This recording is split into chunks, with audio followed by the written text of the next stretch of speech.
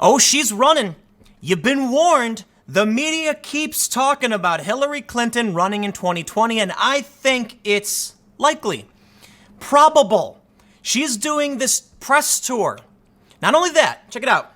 She's doing this fundraiser at her house or something on the 16th, and it's like $50,000 a ticket. I wonder what that could be for. Why would she need all of that money? Is it because she just wants to be comfortable? Maybe. Is she obsessed with Trump and losing the 2016 election? Yeah, that much more than anything else. So here's the thing. There's a couple big conspiracy theories that I want to entertain. Now we have this story. It's an op-ed written by Willie Brown. Who should run against Trump? How about Hillary Clinton? Well, you know what? Trump has invited Hillary Clinton to enter the race on one condition. Now, Willie Brown brings to the point the Democratic field is pretty pathetic. And I gotta admit, it kinda is. While I personally am a fan of Tulsi Gabbard and Andrew Yang, as are many of the, more moderate, centrist, left-leaning types, I don't know if they could win. I don't. I'm not gonna lie. I'm not gonna play games. I'm not gonna be like, of course, Tulsi will win. I'd like her to, for a lot of reasons. But I don't think it's likely.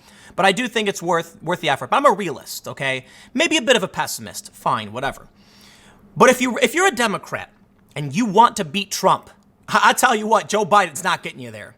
Bernie Sanders, Elizabeth Warren, Buttigieg, Booker, Harris, they're not getting you across that finish line. Okay, I'm a realist. I'll admit, I think Tulsi's a long shot for a lot of reasons. And then, after that, all these other candidates, they're not going to win either.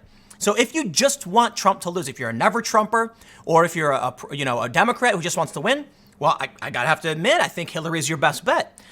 I think she can win. I think it's likely she would not win. But here's the thing. Trump tweeted about this, and he said, I think that crooked Hillary Clinton should enter the race to try and steal it away from under uber-left Elizabeth Warren. Only one condition. The crooked one must explain all of her high crimes and misdemeanors, including how and why she deleted 33,000 emails after getting C subpoena. Now, why would Trump tweet that? Does he really want her to enter the race? It's really strange. But there are two potential conspiracy theories. They're not like the most outlandish things. Now, before we get started, though, go to timcast.com/donate if you'd like to support my work. There's multiple ways you can do it. There's a PayPal option, a crypto option, a physical address to send things to. Of course, the best thing you can do, just share this video. If you like it, share it and tell people why you think they should watch it, and it helps me grow the channel and all that stuff. But now let's talk about these conspiracies. The first is that, it was recently announced Donald Trump's, the Department of, I believe the State Department, or is it Department of Justice? I don't know. There's going to be an investigation into the email scandal. It's now ongoing, and they're actually, they're moving forward, right? And then all of a sudden, we start hearing in the media, Hillary Clinton should run, Hillary Clinton should run. So people on the right think she wants to use 2020 as a shield. Look at Joe Biden, for instance, right? Did Joe Biden do anything wrong with Ukraine? No idea. A prosecutor swore a statement saying Joe Biden did this for this reason. Joe Biden admitted, but whether there was quid pro quo from Biden to protect his son, it's a complicated issue. But I'll tell you what, hey, investigate it, right? Here's the problem. Trump says, look into it, and they go, but Joe Biden is a presidential candidate. Trump, you can't investigate. So wait, you're kidding? You're telling me that as soon as you announce you're running for president, you're immune from scrutiny? Oh, please. Well, hey, apparently so. So isn't it convenient then that as Trump begins digging into 2016 to figure out how this all started and what's going on with Hillary's emails, people start acting like she's going to run. Now go back to that fundraiser, right? She's having a fundraiser at her house, like $50,000 to attend. Now, why would that be? What could she do with that money? Here's the thing. Before she officially announces, she can raise all the money in the world. You can give one individual can give Hillary Clinton $1 million. And then when she announces, illegal. If she announces, then you can't give her $1 million. So this is why people think she's going to announce sometime after October. She's doing the press tour. She's doing the fundraising. She's asking for a lot of money. Now so basically, let me just summarize that. She's under investigation. Apparently her emails, right? If she's a presidential candidate, everyone's going to say Trump's just targeting his rival. But here's the inverse. The inverse theory is that, of course, Hillary Clinton was going to go for a rematch. Of course she was going to go for Trump. This is not the first time I've talked about it. I did a video, like a year ago, talking about Hillary Clinton, gearing up for 2020. So some people on the left would now say that Trump is just trying to dig up dirt to smear Hillary if she does run. Admittedly, I don't think this is a particularly prominent thing because people on the left don't like Hillary Clinton, but this is kind of an inverse view of why Trump would have done this. And check out his tweet. You might ask, why is Trump inviting Hillary Clinton to run? Well, think about it. If she's already going to run and we all know it, then Trump isn't inviting anything. It's going to happen, whether he says anything or not. What he did do, however, is prime the field, souring, poisoning the well, right? 33,000 emails after a subpoena. You see, here's what I think is going to happen. I think Trump knows Hillary Clinton is going to run. I think they're seeing all of the signs and they're taking a precaution. This is a tweet to make sure people don't forget Hillary Clinton deleted emails after receiving a subpoena. He wants to make sure before she gets in, he can be like, crooked Hillary. And here's the proof. And that's why people think maybe he's digging into her emails. But let's be real. Let's be real. Donald Trump is investigating the email thing and CrowdStrike and Biden, not because he's worried about 2020 at all. It's because he wants to know what happened with the Mueller probe and why he was investigated for 3 years and then nothing came up. So there you go. But here is the best part.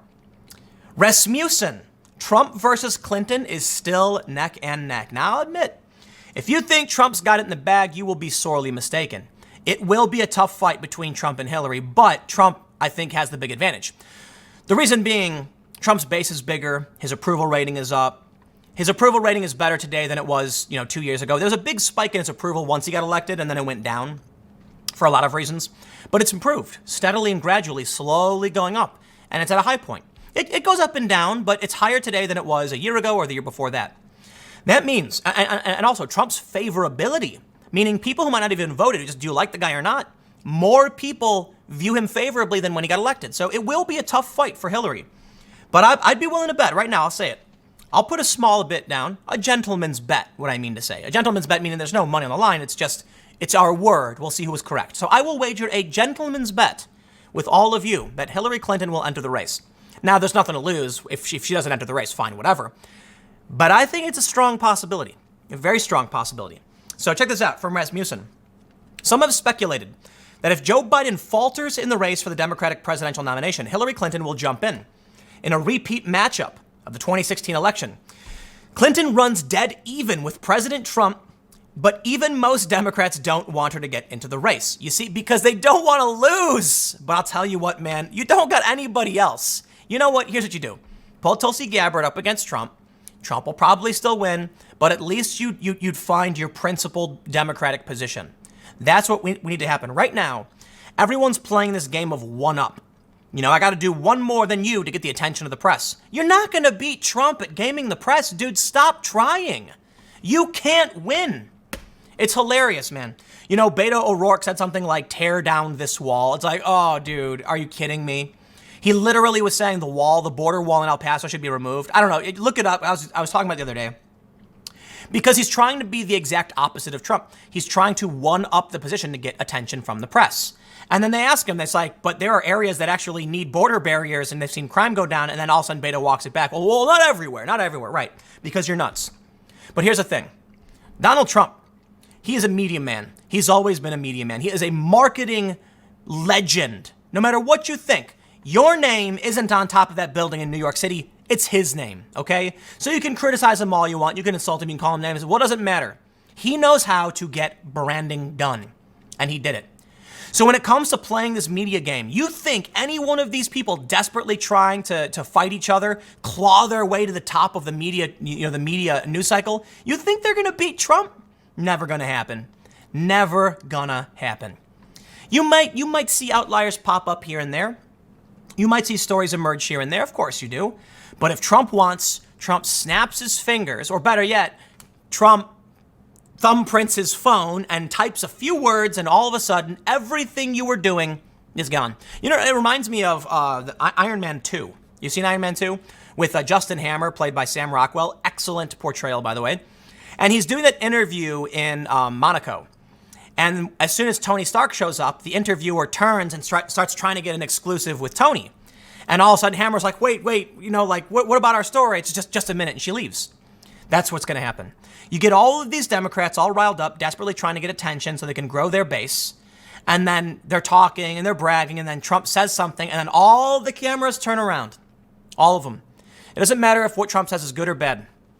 But I'll tell you what, Hillary might take the attention away. You know, here's the problem, star power. For real. Name a Democrat. Calculate. In your mind, star power. Do they have it? Of course not. Of course not. None of them have it, man. Now, Pete Buttigieg surprised us. He's got more star power than we realized, but he's still kind of just a generic dude. You know, he doesn't got a lot going for him.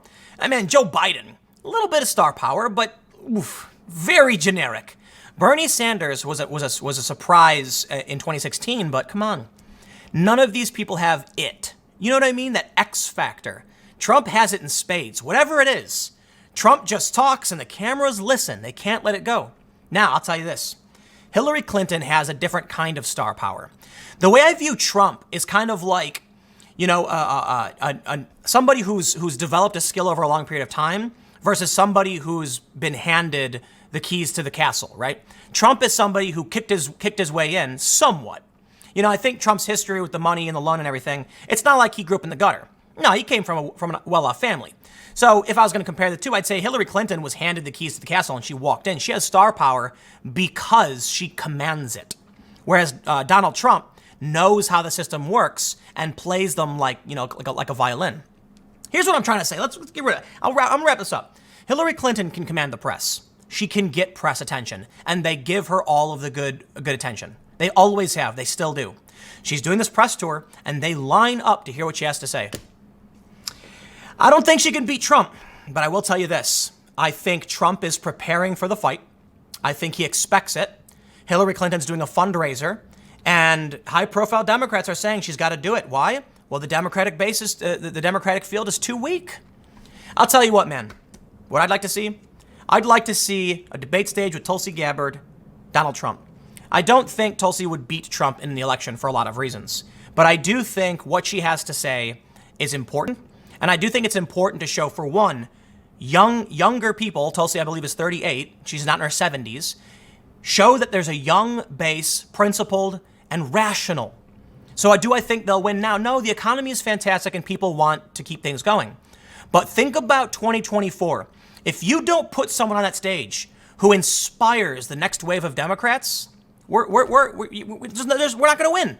We're not going to win. End of story. And also, come on, everybody else is nuts. At least Tulsi's not insane. You know, like her and Yang, they might have some ideas I disagree with. Yang, I think, has a ton of ideas that are pretty out there, but that's fine. They're both very rational, calm people who seem to be good people willing to have that conversation. Man, the Andrew Yang, Ben Shapiro special was so awesome. Very, very awesome. Anyway, I hope you're ready for Clinton 2020. Stick around. A couple more segments coming up in a few minutes, and I will see you all shortly.